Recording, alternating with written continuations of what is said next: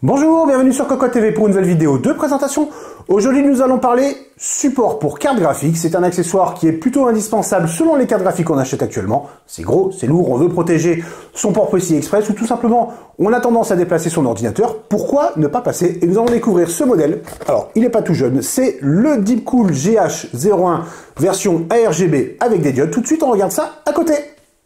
Le GH01, le voici version RGB, il existe aussi un modèle RGB pour les vieilles cartes mères avec seulement un connecteur à 4 broches, une version pleine aussi intégralement en noir si jamais on ne veut pas de loupiote. Alors le produit n'est pas tout jeune, on peut tout simplement le voir au niveau du modèle. Nous avons ici un connecteur à 3 broches pour les anciennes cartes mères, Gigabyte Aorus. Alors pourquoi en reparler maintenant? Tout simplement parce que les cartes sont de plus en plus grosses et que ce type d'accessoire, clairement, ça a lieu d'exister. Alors, certaines cartes graphiques haut de gamme sont vendues avec un support, d'autres ne le sont pas. Ici, ça permet d'avoir quelque chose d'universel, et même si jamais on a une ancienne carte qu'on décide de mettre un petit support au cas où, pourquoi pas ce modèle? On va voir ses avantages et ses petits inconvénients. Avantage numéro 1, nous avons dans le bundle de base. Pourquoi un avantage? Tout simplement, selon le boîtier, on a un cache alimentation, on n'a pas de cache alimentation.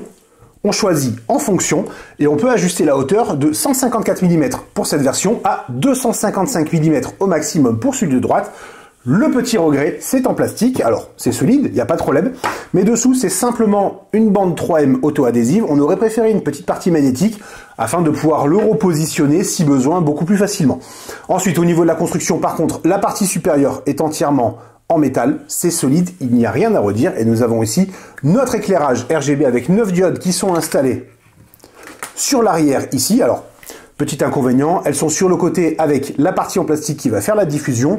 Du coup, ça manque un peu de punch. Il ne faut pas hésiter à mettre au maximum la luminosité. Le souci, c'est que quand on est en synchronisation, les ventilateurs, par exemple, seront aussi au maximum. Selon les modèles, ça peut quand même envoyer du lourd, surtout dans l'obscurité. Petit logo Deepcool sur le dessus, bien entendu. Alors, ancien logo, encore une fois, puisque ancien produit, mais qui a hop là, on va récupérer le câble, qui a largement de quoi faire le travail actuellement, puisqu'il est conçu de manière très intelligente. Premièrement, le petit support ici pour la carte, avec un rebord en caoutchouc. On fera juste attention sur la manière de le positionner. On le voit, il retourne vers l'intérieur. Du coup, on fera attention aux ventilateurs, surtout sur les cartes graphiques haut de gamme maintenant, qui ont des ventilateurs vraiment imposants. Alors pourquoi on parle de ça? Tout simplement parce qu'en fait, on le voit ici, nous avons une partie enfoncée, ça aurait tout simplement pu être une simple tige. Non, c'est comme ça. Pourquoi? L'idée à la base, c'est de faire passer le câble PCI Express ici pour l'alimentation de la carte graphique, et ça, c'est très intelligent.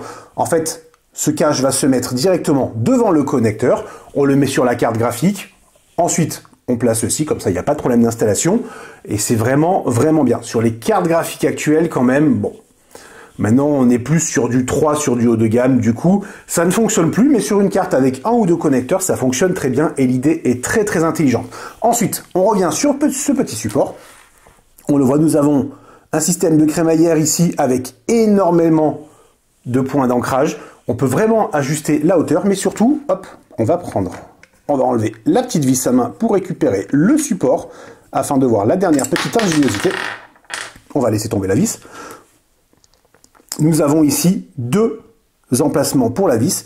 Et tout simplement, si je prends le support, je mets un emplacement. Le deuxième, en fait, va être caché par un des supports. Du coup, on peut vraiment ajuster la hauteur, on va dire, au millimètre près. Et ça permet d'avoir vraiment de nombreuses possibilités. On va pas dire que ça fonctionne avec toutes les cartes graphiques, tous les boîtiers, mais ça s'adapte vraiment à un maximum. C'est très très bien fait.